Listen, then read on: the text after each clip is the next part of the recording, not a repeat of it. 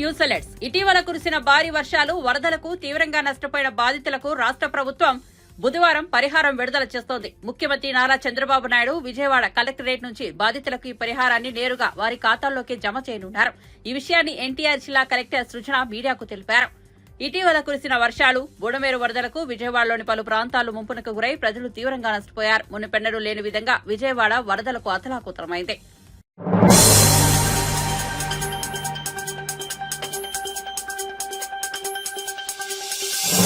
తిరుమల లడ్డూ కల్తీ వ్యవహారంపై deputy CM Pawan Kalyan తీవ్ర ఆవేదన వ్యక్తం చేశారు. అపవిత్రం జరిగినప్పుడు మాట్లాడితే తప్పేంటని ప్రశ్నించారు. హిందూ ధర్మంపై దాడి జరిగితే స్పందించిన వైఎస్సార్సీపీ నేతలు అసలు హిందువులేనా అని నిలదీశారు.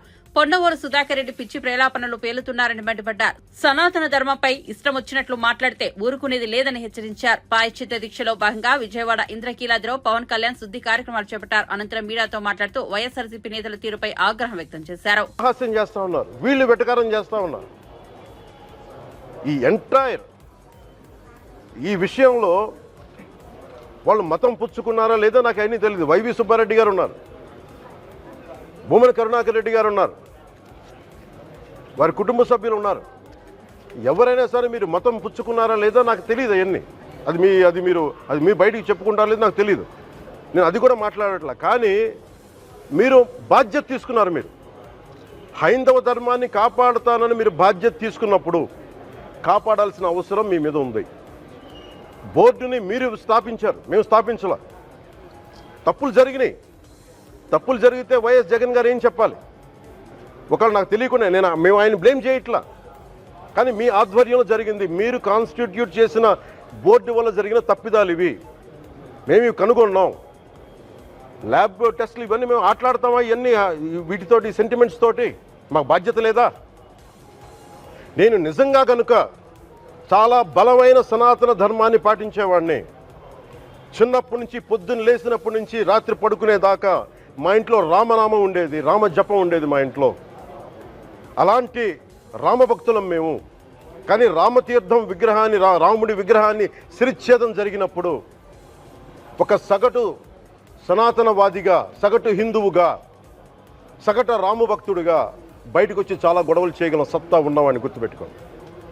ముఖ్యంగా వైసీపీ నాయకులకి, నన్ను విమర్శించే దేశ యావత్తు నన్ను విమర్శించే ప్రతి ఒక్కరికి తెలియజేస్తున్నా, గొడవ పెట్టుకోవాలంటే చాలా బలంగా గొడవ పెట్టుకోవాలి. కానీ నాది పేదవాళ్ళ కష్టాలు, క్రిమినలైజేషన్ ఆఫ్ పాలిటిక్స్, వీటి మీద మేము మాట్లాడతాం, వీటి మీద తప్పించాం. ప్రజలు బాగుండాలి, కాన్స్టిట్యూషన్ వాల్యూస్ని అప్హోల్డ్ చేయాలి, రాజ్యాంగం బాగుండాలి, వీటి కోసం తపన పడేవాళ్ళు. కానీ సెక్యులరిజం పేరు మీద, secularism is not one way, it's two way. Secularism అంటే కూర్చోబెట్టి ఒక్క సైడ్ నుంచి వచ్చేది కాదు, అన్ని సైడ్ నుంచి రావాలి. ఇది చాలా ఆవేదన కలిగిస్తుంది. కొన్ని దశాబ్దాలుగా చూస్తున్నారు ప్రతి హిందువు. దీంట్లో మిగతా మతాల ప్రస్తావన కంటే కూడా నేను ఎక్కువ ప్రస్తావన చేస్తుంది. హిందూ ధర్మాన్ని పాటించి, వాళ్ళు వ్యక్తిగతంగా పాటించి బయటకు వచ్చేటప్పటికి మీడియా వారి కోసమో లేదంటే ఇంకొంత ఎవరైనా సాటిస్ఫై చేయడం కోసం తెలియదు, కానీ సాటి హిందువులు తోటి హిందువులను తిడుతూ ఉన్నారు. ఇది చాలా ఆక్షేపణీయం. దీంట్లో నేను ముస్లిమ్స్ నిందించట్లా, అది క్రిస్టియానిటీ నిందించట్లా. కానీ బాధ్యత తీసుకున్న హిందువుల్ని నేను నిందిస్తున్నాం. బాధ్యత మీది. మీరు యథాలాపంగా వచ్చి ఇది పొలిటికల్ పదవులు, విగ్రహాలు పోతే మేము ఇల్లు కట్టుకుంటాం, వాకిళ్ళు కట్టుకుంటాం, ఏం మాటలవి? ఇదే మీరు మస్జిద్లో జరిగితే మాట్లాడతారా? మస్జిద్లో ఇలాంటి అపవిత్రం ఒక చిన్నపాటి చోరీ జరిగితే ఇలాగే మాట్లాడతాం. ఎందుకంటే మీరు మాట్లాడరు, ఓట్లు కదా అక్కడ. కానీ హిందువులు మాట్లాడితే హిందువులు అందరికీ ఎవరు పట్టించుకోరు. ఇక్కడ మా వేదన ఉన్నదా? మౌనంగా ఉన్నామంటే బాధ లేదనా? కోపం రాదనా? ఈ రోజుకి కూర్చొని చూడండి ఏం మాట్లాడుతున్నారో వాళ్ళు. ఆయన వాళ్ళ లాయర్ అంట, ఆయన ఎవరు, ఏజీపీ అంట, పొన్నవోలు సుధాకర్ రెడ్డి గారు తిరుమల లడ్డుపై ఢిల్లీలో చేసిన కామెంట్ నా దృష్టికి తీసుకొచ్చారు. ఇలాంటి సెన్సిటివ్ సమయాల్లో ఎయిదర్ మౌనం మంచిది, మౌనం దాటి పొగరుగా మాట్లాడటం, నన్ను పచ్చి బూతులు తిట్టినా, నన్ను వక్రీకరించినా, నన్ను రోడ్డు మీదకి లాగి నేను ఎప్పుడు మౌనంగానే ఉన్నా. కానీ వైసీపీని నాయకులు, విమర్శించే నాయకులు ప్రత్యేకంగా చెప్తున్నాం, సనాతన ధర్మాన్ని జోలికి రాకండి. తప్పు జరిగితే తప్పు జరిగిందని ఒప్పుకోండి, లేదా మాకు సంబంధం లేదని చెప్పండి. అంతేగాని మళ్ళీ అడ్డగోలుగా మాట్లాడితే ఎవ్వరం క్షమించం. ఇక్కడ మీరు కూడా హిందువులే, పొన్నవోలు సుధాకర్ రెడ్డి గారు మీరు హిందువులే. నోటికొచ్చినట్టు మాట్లాడకండి. తమాషాలుగా ఉందా మీకు? సరదాలుగా ఉన్నాయా? మొన్న ప్రకాష్ రాజ్ గారు మాట్లాడారు నా మీద. అరే నేను మాట్లాడుతుంది ఒక హిందువులు అపవిత్రం గురించి మాట్లాడుతున్నాను. ఇందులో ప్రకాష్ రాజ్ గారికి సంబంధం ఏంటి? ఇందులో నేను ఇంకొక మతాన్ని నిందించానా? ఇస్లాంని నిందించానా? క్రిస్టియానిటీని నిందించానా? ఈ అపవిత్రం జరిగింది ఇలా.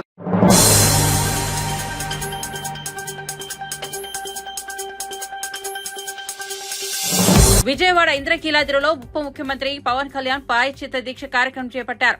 దీక్షలో భాగంగా అమ్మవారి ఆలయ మెట్లను ఆయన శుభ్రం చేశారు. మెట్లకు పసుపు కుంకుమ బొట్లు పెట్టి ప్రాయశ్చిత్తం చేసుకున్నారు. అనంతరం అమ్మవారిని పవన్ దర్శించుకున్నారు.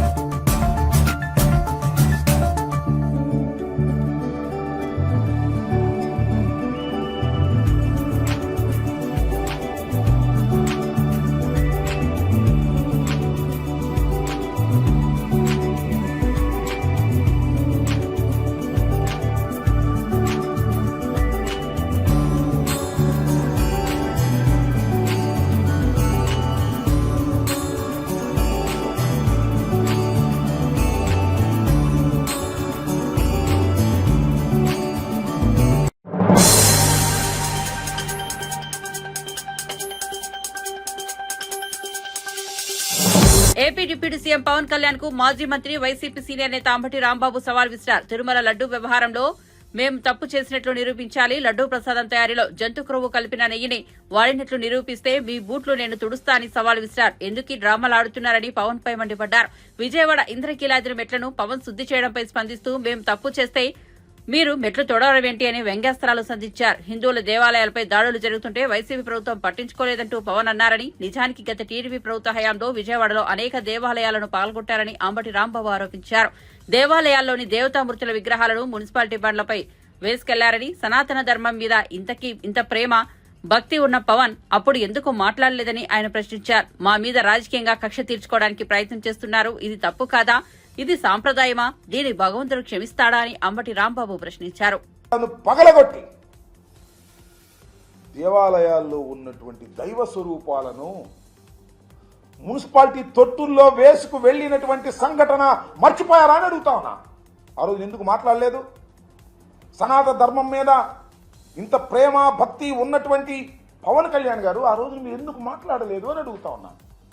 ఇవాళ మా మీద రాజకీయంగా కక్ష తీర్చుకోవడం కోసం మీరు ప్రయత్నం చేసేటటువంటి ప్రయత్నం చేస్తున్నారు. ఇది తప్పు కదా? ఇది సాంప్రదాయమా? దీన్ని భగవంతుడు క్షమిస్తాడా? నేను అడుగుతా ఉన్నా. అంతేకాదు,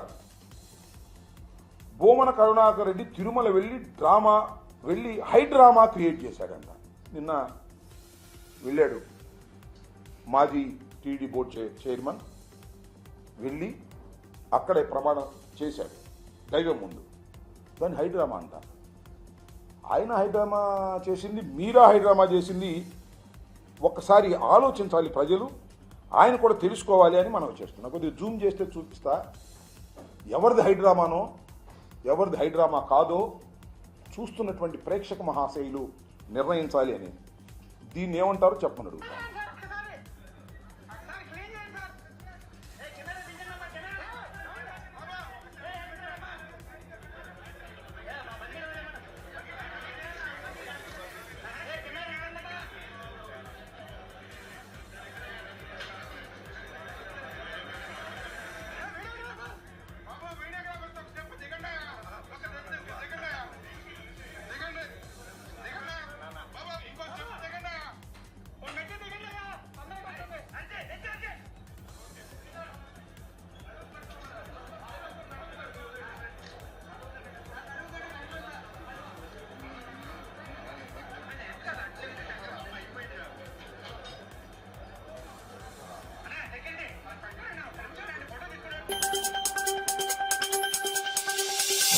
తెలంగాణ మంత్రి శ్రీధర్ బాబుపై బీఆర్ఎస్ వర్కింగ్ ప్రెసిడెంట్ కేటీఆర్ తీవ్రస్థాయిలో మండిపడ్డారు. గత అసెంబ్లీ ఎన్నికల్లో బీఆర్ఎస్ నుంచి పోటీ చేసి గెలిచిన 10 మంది ఎమ్మెల్యేల ఇంటికి వెళ్లి కాళ్లు మొక్కి కండువాలు కప్పింది ఎవరు? అలా చేసిన సన్నాసి వెధవ ఎవరు అని తీవ్ర వ్యాఖ్యలు చేశారు. తెలంగాణ భవన్లో ఆయన మాట్లాడుతూ త్వరలో షేర్లింగంపల్లి నియోజకవర్గంలో ఉప ఎన్నిక వస్తుందని జోష్యం చెప్పారు. చెరువులన్నీ నిండితే కప్పలన్నీ వస్తాయన్న సామెత ఉందని, మనం ఇప్పుడు ప్రతిపక్షంలో ఉన్నామని, అందుకే షేర్లింగంపల్లి ఎమ్మెల్యే అధికార పార్టీలోకి జంప్ చేశారని విమర్శించారు. కానీ షేర్లింగంపల్లి నియోజకవర్గానికి చెందిన 150 మందితో సమావేశం పెడదామనుకుంటే 1000 మందికి పైగా వచ్చారన్నారు. ఇది షేర్లింగంపల్లి పోరాట స్ఫూర్తిని తెలియజేస్తోందన్నారు.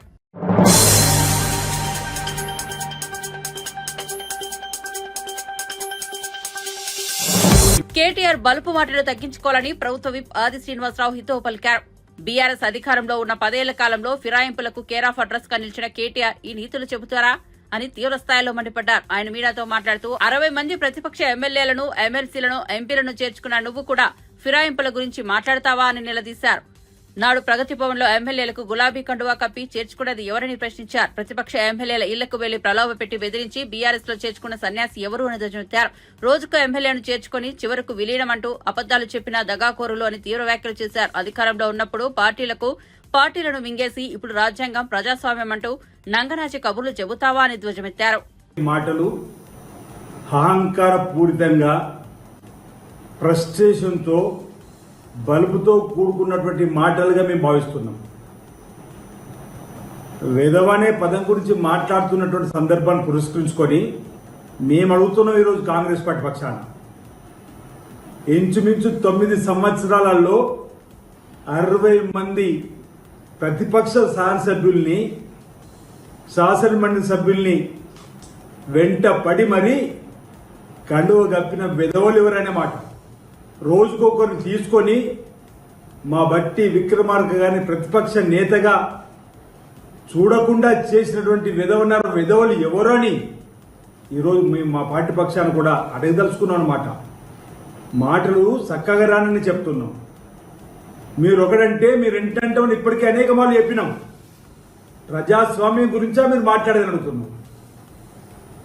అధికారం ఉన్నప్పుడు రాష్ట్రాన్ని ధ్వంసం చేసి ప్రజాస్వామ్యాన్ని కూని చేసి ఈరోజు కూని రాగాలు కూస్తూ మా శ్రీధర్ బాబును పట్టుకొని కూడా ఎవరు వేసిర్రు కండువా, ఏ విధ వేసింది అనేటువంటి మాట ఈరోజు మా శ్రీధర్ బాబు గారిని మాట్లాడేటువంటి మాటలు.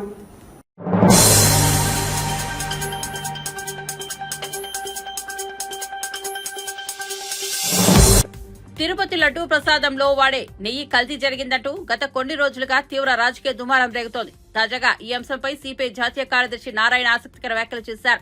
సహజంగానే ధర తగ్గినప్పుడు నాణ్యత కూడా తగ్గుతుందని అన్నారు. గత ప్రభుత్వ హయాంలో తిరుమల కొండపై అంతులేని అవినీతి జరిగిందని ఆరోపించారు. దొడ్డిదారిన ఈవో పోస్టులు ఇచ్చి భక్తుల విశ్వాసాలకు విఘాతం కలిగించే చర్యలకు అవకాశం ఇచ్చారని విమర్శించారు. దోపిడీదారులకు పాలక మండలి పదవులు కట్టబెట్టారని నారాయణ మండిపడ్డారు. ఇప్పుడు పోలవరం దాదాపు 6 నెలలు సంవత్సరాలు ఆగిపోయింది. రివర్స్ టెండరింగ్ పెట్టాడు, కాంట్రాక్టర్ మార్చాడు. ఎంత మిగిలిచ్చాడు? 200 వీళ్ళకి తోకను పట్టుకోలేకపోయాడు. ఇసుక టెండర్స్ రివర్స్ అని పెట్టాడు. 6 నెలల సంవత్సరం ఇసుక లేకుండా చేశాడు. బిల్డింగ్స్ ఆగిపోయినాయి. బిల్డింగ్ వర్కర్స్ అందరూ అయ్యోమని బాధపడిపోయారు. మళ్ళీ తర్వాత మళ్ళీ ఓపెన్ చేశాడు. ఓపెన్ చేసేది శాండ్ మాఫీ విరిగిపోయింది. ఇప్పుడు తిరుమల దేవస్థానానికి వచ్చేకాడికి నెయ్యిది టెండర్స్ మార్చాలా, రివర్స్ టెండర్ పేరుతో పెట్టాడు. దీన్ని ఆ పాత పద్ధతిని మార్చాడు, కొత్త పద్ధతి పెట్టాడు. అప్పుడు 400-500 రూపాయలు ఉంటే ఇప్పుడు 320-340కు మార్చాడు. నేను మిగిలి పెట్టాను కదా అన్నాడు. ఎప్పుడు కానీ గుర్తుపెట్టుకోండి, స్టాండర్డ్ తగ్గితే రేట్లు కూడా తగ్గుతాయి. స్టాండర్డ్ పెడితే రేట్లు పెరుగుతాయి, కొంచెం ఎక్కువ పెరగచ్చు. వ్యాపారం చేసేవాళ్ళు డబ్బులు తినకుండా ఉంటారా? చేస్తారు. ఇప్పుడు దీనివల్ల ఇప్పుడు ఏమైంది? కల్తీకి వచ్చింది, సమస్య వచ్చింది. ల్యాబొరేటరీకి పోయింది. ల్యాబొరేటరీ వాళ్ళు అసలు ఆవు నెయ్యి కాదని చెప్పేశారు, కల్తీ నెయ్యి చెప్పారు. ఒకటి ఏ కల్తీ ఏమేమి తెలిసింది? అదేదో ఢిల్లీలో ఒక సంస్థ ఉంది, అదేదో అది ఇంటర్నేషనల్ బిజినెస్ ఉన్నటువంటి సంస్థ. అది వాళ్ళు ఇంటర్నేషనల్ ఇంపోర్ట్ చేసుకుంటారు నెయ్యి. ఇప్పుడు వాళ్ళు ఏంటంటే అది ఇంటర్నేషనల్ వచ్చేటువంటి రకరకాలుగా ఉంటాయి, అది రోజు వస్తాయి కదా. ఇవి అవి కలిసిపోయినాయి కాబట్టి 300 రూపాయలకు అమ్మగలుగుతున్నాడు. కర్ణాటక గవర్నమెంట్ వాళ్ళు ఎంత మ్యాక్సిమం 450-500 రూపాయల లోపల మేము వేయలేమన్నాడు. చివరికి టెండర్స్ 33% అది ఇచ్చేట్టున్నారు. నష్టమైన సబ్సిడీ మేము ఇస్తామని సిద్ధరామయ్య ఒప్పుకున్నాడు. 400 500. మన దగ్గర ఉన్నాయి కదా. ఇప్పుడు బల్క్ ఉన్నప్పుడు పోయి అది చూడాలి మనం. అది సంస్థ ఎక్కడుంది, ప్రొడక్షన్ ఎక్కడ వస్తుంది, ట్రేడర్స్కి ఇవ్వకూడదు. ఏ ఉత్పత్తి చేసేటువంటి సంస్థకి పోవాలా, దాన్ని ఎట్లా చూడాలి, అది చూసినట్టు కనపడాల. ట్రేడర్స్కి ఇచ్చేస్తారు. కొత్త జీవులు ఉన్నది ఉన్నాయి. ట్రేడర్స్కి ఇచ్చినాక అనేక రకాల కల్చర్లు వస్తుంటాయి. ఆ ప్రాబ్లమ్స్ వచ్చిన మాట వాస్తవమే. ఈ కల్తీలు వచ్చిందని వచ్చారు, ఓపెన్ చేశారు. సరే, దానికది ముఖ్యమంత్రి బయట చెప్పుండొచ్చా, చెప్పకూడదా అంటే ఇదంతా పాలిటిక్స్. ఇవి ఎవడో ఎఫెన్స్ వల్ల ట్రై చేసుకుంటున్నారు. లోపల దొరికింది కాబట్టి చాలా దొరికింది ఆయనకి, ఎక్స్పోజ్ చేశాడు. దానివల్ల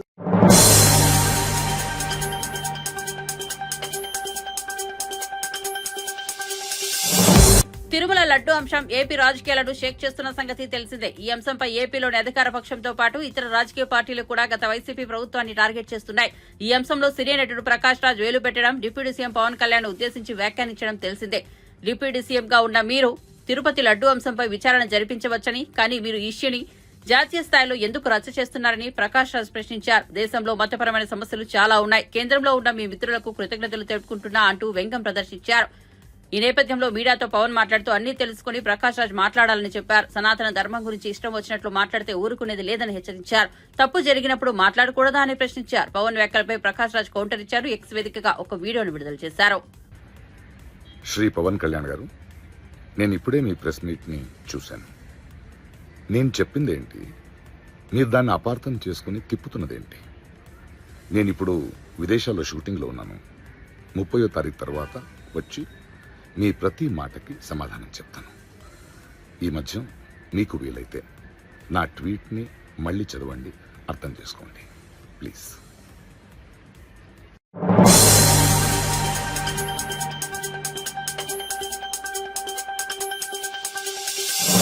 టీటీడీ మాజీ ఈవో ధర్మారెడ్డి ఏమయ్యారని టీడీపీ నేత బుద్దా వెంకన్న ప్రశ్నించారు. ధర్మారెడ్డి ఎక్కడున్నా బయటకు రావాలని ఆయన కోరారు. ధర్మారెడ్డిని దాచారా లేదా వైఎస్ వివేకను చంపినట్టు ధర్మారెడ్డిని కూడా చంపేశారా అనే అనుమానం తనకు కలుగుతోందని సంచలన వ్యాఖ్యలు చేశారు. ధర్మారెడ్డి మీడియా ముందుకు రావాలని అన్నారు. టీటీడీలో ఏం జరిగిందనే విషయాలను ధర్మారెడ్డి బయటకు వచ్చి చెప్పాలని వెంకన్న డిమాండ్ చేశారు. తిరుమల లడ్డూ అంశంపై వైసీపీ నేత పొన్నవోలు సుధాకర్ రెడ్డి నోటికొచ్చినట్లు మాట్లాడుతున్నారని మండిపడ్డారు. జగన్ హయాంలో రాజ్యాంగబద్దమైన పదవిలో ఉన్నప్పుడు కూడా ఇలాగే కారుకుతలు కూశాడని అన్నారు. ప్రభుత్వం నుంచి జీతం తీసుకుని జగన్ పాలేరులా పనిచేశారని విమర్శించారు. నిబంధనలు పట్టించుకుని పొన్నవోలు న్యాయపట్టా రద్దు చేయాలని హైకోర్టు సుమోటోగా తీసుకుని పొన్నవోలుపై విచారణ జరపాలని కోరారు. ఇంకోసారి పిచ్చి పిచ్చిగా వాగితే బుద్ధి చెబుతామని హెచ్చరించారు. అసలు ఉద్యోగస్తుల్ని కొంతమందిని వైసీపీ కార్యకర్తలను వాడుకున్నట్టు వాడుకోవడమే కాకుండా వీళ్ళు కూడా కొంతమంది వైసీపీ కార్యకర్తల్లాగే పనిచేశారు. ఇవాళ ఈవో ధర్మారెడ్డి అండి, ఇందాక పవన్ కళ్యాణ్ గారు చెప్పారు, ఆయన దర్శనానికి వెళ్తే సరిగ్గా చేయలేదని. ఈవో ధర్మారెడ్డి ఈవోగా ఉన్నప్పుడు చంద్రబాబు నాయుడు గారు కూడా 2-3 సార్లు తిరుపతి వెళ్ళడానికి కూడా వెళ్ళబోయి క్యాన్సిల్ చేసుకున్నారు. అంటే వీళ్ళకి ఇవ్వాల్సినటువంటి ప్రోటోకాల్, వీళ్ళకి ఇవ్వాల్సినటువంటి గౌరవం కూడా ఇవ్వలేనటువంటి వ్యక్తి ధర్మారెడ్డి. ఇలాంటి వాళ్ళు అందరినీ ఏరేసుకున్నాడు. ఇప్పుడు పిఎస్ఆర్ ఆంజనేయులు ఉన్నాడు, ఎవడు లెక్క చేయకుండా, ఆఫీసర్లు లెక్క చేయడు, ఇటు వాళ్ళు లెక్క చేయడు, అరెస్టులు. కాబట్టికి ఇలా ముగ్గురిని కూడా అరెస్ట్ చేయాలి. చేయడమే కాకుండా పిఎస్ఆర్ ఆంజనేయుల్ని కస్టడీకి తీసుకోవాలి. ఇంకా 2019 నుంచి 2024 వరకు ఎలాంటి అరాచకాలు చేశారో ఆ అరాచకాలన్నీ కూడా వీళ్ళ దగ్గర నుంచి రాబట్టాలి. ధర్మారెడ్డి ఎక్కడున్నాడో ముందు ప్రెస్ ముందుకు రావాలి. ధర్మారెడ్డిని వీళ్ళు దాచారా, లేదా ధర్మారెడ్డి అన్న వాస్తవాలు చెప్తారని వివేకానంద రెడ్డి లాగా చంపేశారా, మాకు అనుమానంగా ఉంది. ధర్మారెడ్డి డేలో జరిగినటువంటి దీని మీద ధర్మారెడ్డి అసలు ప్రశ్న ఎందుకు రాట్లా?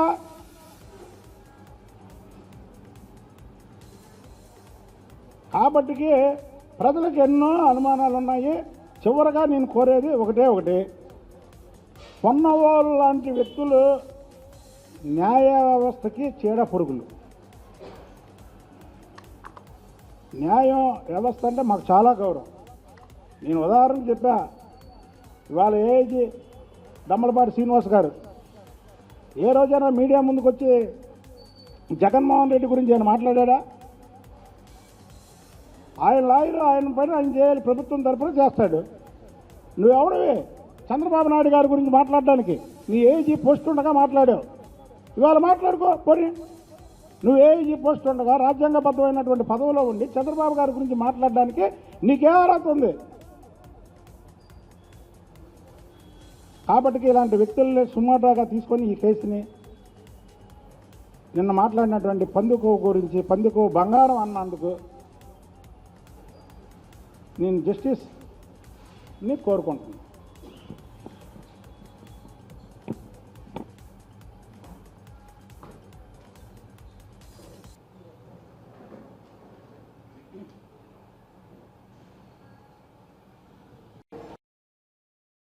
జగన్మోహన్ రెడ్డి పోవడం కాదు, హైదరాబాద్లో ధర్నా చేస్తుంటే కేటీఆర్ దానికి పర్మిషన్ లేదని నమ్మితే వాళ్ళు కూడా పోయారు.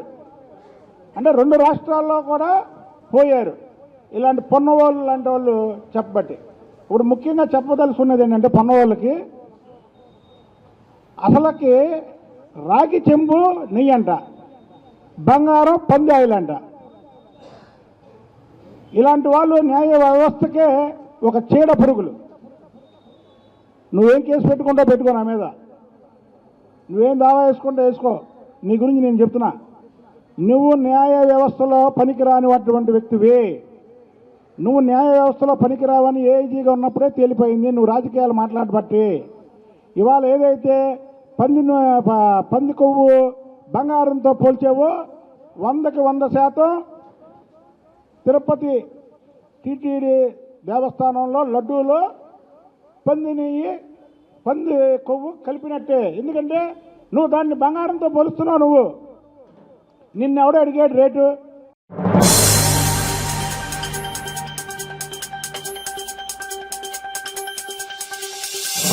గత 3-4 రోజులుగా హైదరాబాద్ సహా రాష్ట్రంలోని పలు ప్రాంతాల్లో భారీ వర్షాలు కురుస్తున్నాయి. మరో 3-4 రోజులు వానలు ఉన్నాయని వాతావరణ శాఖ ఇదివరకు పేర్కొంది. 7 జిల్లాల్లో భారీ వర్షాలు కురిసే అవకాశం ఉందని హైదరాబాద్ వాతావరణ శాఖ హెచ్చరికలు జారీ చేసింది. మధ్య వాయువ్య బంగాళాఖాతంలో ఏర్పడిన అల్పపీడనం కారణంగా ఆదిలాబాద్, నిర్మల్, నిజామాబాద్, జగిత్యాల, రాజన్న సిరిసిల్ల, మెదక్, కామారెడ్డి జిల్లాలో భారీ వర్షాలు కురుస్తాయని తెలిపింది. మిగిలిన జిల్లాలో ఓ మోస్తారు వర్షాలు కురుస్తాయని పేర్కొంది. జనగామ జిల్లా దేవులుప్పలలో అత్యధికంగా 11.5 సెంటీమీటర్ల వర్షపాతం నమోదు కాగా, రంగారెడ్డి జిల్లా సరూర్ నగర్లో అత్యల్పంగా 8.9 సెంటీమీటర్ల వర్షపాతం నమోదైనట్లు వాతావరణ శాఖ అధికారులు తెలిపారు.